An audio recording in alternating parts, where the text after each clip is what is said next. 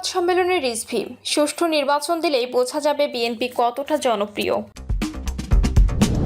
এদিকে মুরাদনগরের ঘটনা নিয়ে চাঞ্চল্যকর তথ্য দিল র্যাব। জানাবো বিএনপির পাল্টা শক্তি হতে পারে ইসলামী দলগুলো। ঘুষ নেওয়ার ভাইরাল ভিডিও নিয়ে এসআই বললেন, পকেট থেকে নিজের টাকা বের করে দেখিয়েছি। এবং সর্বশেষ জানাবো ইরানি বিমানে মার্কিন হামলা ভুল নয়, হিসাব কষা যুদ্ধাপরাধ। শুনছিলেন সংবাদ শিরোনাম, এবারে বিস্তারিত। সংবাদ সম্মেলনে রিজভী সুষ্ঠু নির্বাচন দিলেই বোঝা যাবে বিএনপি কতটা জনপ্রিয়। দ্রুত, অবাধ ও সুষ্ঠু নির্বাচন দেওয়ার দাবি জানিয়ে বিএনপি সিনিয়র যুগ্ম মহাসচিব অ্যাডভোকেট রুহুল কবির রিজভী বলেছেন, অবাধ ও সুষ্ঠু নির্বাচন দিলেই বোঝা যাবে বিএনপি কতটা জনপ্রিয়।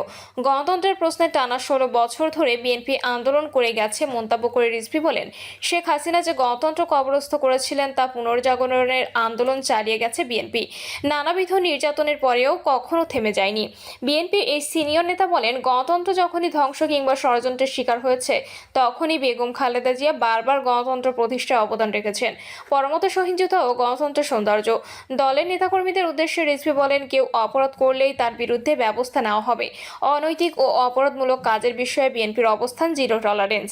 তিনি বলেন, যে কোনো ধরনের অনৈতিক কাজে লিপ্তদের বিরুদ্ধে ব্যবস্থা নেওয়া হবে। দলের কেউ যেন সন্ত্রাসী কর্মকাণ্ডে জড়িয়ে না পড়ে, এর জন্যই এই ব্যবস্থা নেওয়া হচ্ছে।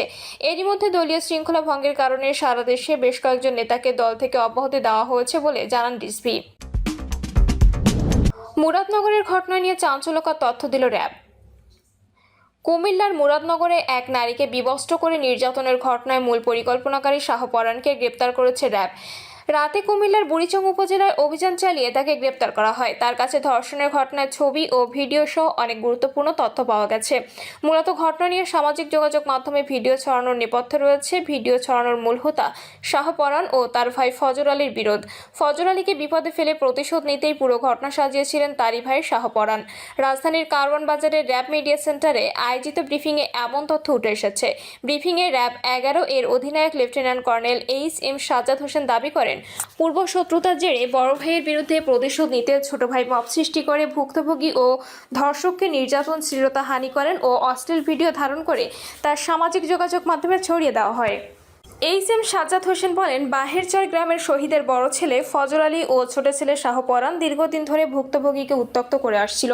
ঘটনা 2 মাস আগে তাদের দুই ভাইয়ের মধ্যে বিরোধের জের ধরে কথা কাটাকাটি ও হাতাহাতির ঘটনা ঘটে। এরই প্রেক্ষিতে গ্রাম্য সালিশের জনসম্মুখে বড় ভাই ফজর আলী তার ছোট ভাই শাহ পরানকে চড় মারেন। পরবর্তীতে শাহ পরান তার বড় ভাইয়ের উপর প্রতিশোধ নেওয়ার জন্য সুযোগের সন্ধানে থাকে। সালিশের কিছুদিন পর ভুক্তভোগী নারীর মা ফজর আলীর কাছ থেকে 50,000 টাকা সুদের বিনিময়ে ধার নেন।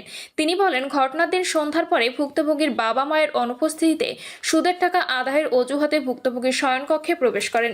এর 20 মিনিট পর পূর্ব পরিকল্পিতভাবে ভুক্তভোগীর বাড়ির আশপাশে অবস্থান করা মামলার মূল হোতা শাহ পরান ও একই গ্রামের আবুল কালাম, অনিক, আরিফ, সুমন, রমজান এবং অজ্ঞাতনামা 8 থেকে 10 জন ব্যক্তি দরজা ভেঙে ভুক্তভোগীর শয়নকক্ষে প্রবেশ করে এবং ভুক্তভোগীকে শারীরিক নির্যাতন, শ্লীলতাহানি ও অশ্লীল ভিডিও চিত্র ধারণ করে পরবর্তীতে সামাজিক যোগাযোগ মাধ্যমে ছড়িয়ে দেয়। এইচ.এম. সাজ্জাদ হোসেন বলেন, ঘটনার পর মূল হোতা শাহ পরান সহ আবুল কালাম ও অন্যান্য আসামিরা আত্মগোপনে চলে যান। পরবর্তীতে তথ্য প্রযুক্তি ও গোপন সংবাদের ভিত্তিতে আসামি শাহ পরানকে গ্রেপ্তার করা হয়। বিএনপির পাল্টা শক্তি হতে পারে ইসলামী দলগুলো।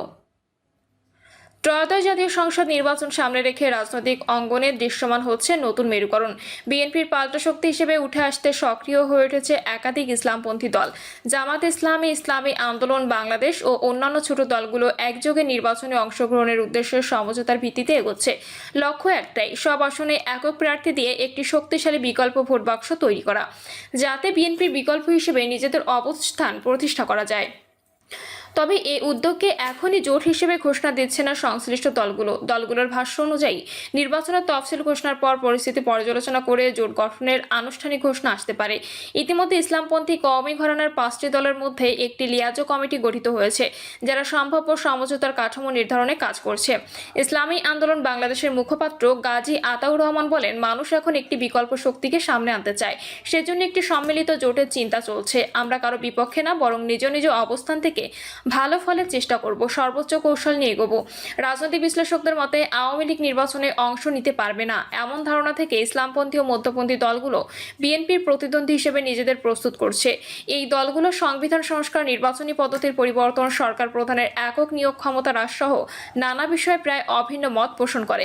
জামায়াত ইসলামী আন্দোলন, এনসিপি ও খেলাফত মজলিস সহ অনেক দল সংসদের উচ্চকক্ষে এবং নিম্নকক্ষে আনুপাতিক প্রতিনিধিত্ব পদ্ধতির পক্ষে মত দিচ্ছে। পাশাপাশি রাষ্ট্রপতি নির্বাচনের পদ্ধতি বদলের বিষয়ে তাদের ঐক্যমত্য রয়েছে।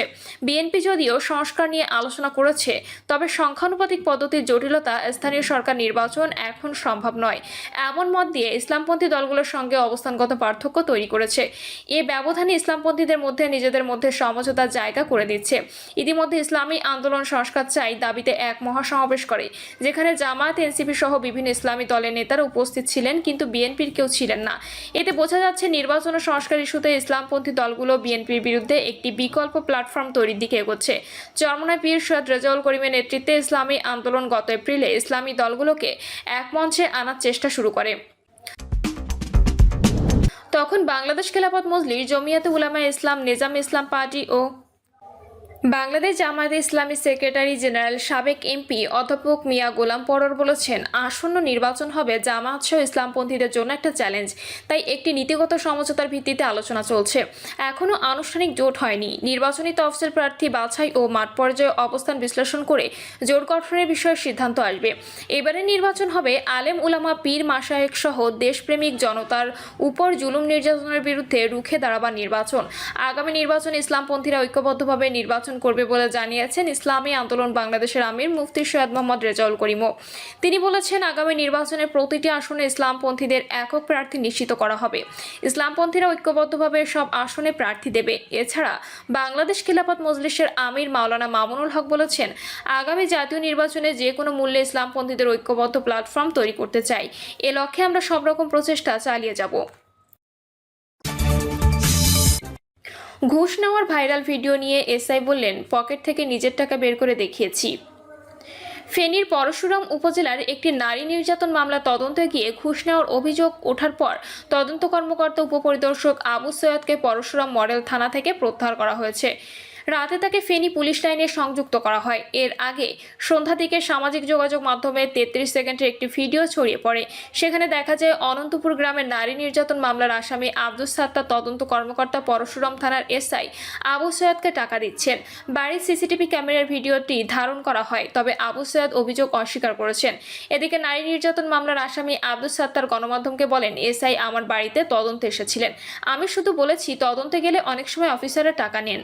তখন তিনি নিজের পকেট থেকে টাকা বের করে দেখান, যেন বোঝান তার টাকার দরকার নেই। কে সিসিটিভি ফুটেজটি সামাজিক যোগাযোগ মাধ্যমে ছড়িয়ে দিয়েছেন জানতে চাইলে সাত্তার জানান, এ বিষয়ে তিনি কিছু জানেন না। পরশুরাম মডেল থানার এসআই আবু সৈয়দ বলেন, গত 22 জুন পান্না আক্তার নামের এক নারী আব্দুস সাত্তারের বিরুদ্ধে নারী নির্যাতনের মামলা করেন।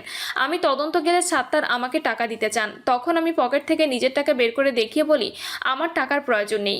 এখন উদ্দেশ্যপ্রণোদিতভাবে ভিডিও ছড়িয়ে অপপ্রচার চালানো হচ্ছে। পরশুরাম মডেল থানার ভারপ্রাপ্ত কর্মকর্তা মোহাম্মদ নুরুল হাকিম বলেন, ঘটনাটি পুলিশের নজরে আসার পর এসআই আবু সৈয়দকে থানার দায়িত্ব থেকে সরিয়ে ফেনী পুলিশ লাইনে সংযুক্ত করা হয়েছে। বিষয়টি তদন্তে একটি কমিটি গঠন করা হয়েছে। ভিডিও পর্যবেক্ষণ করে প্রয়োজনীয় ব্যবস্থা নেওয়া হবে। পুলিশ সূত্র জানায়, তদন্ত কমিটি কয়েকদিনের মধ্যে প্রতিবেদন দেবে।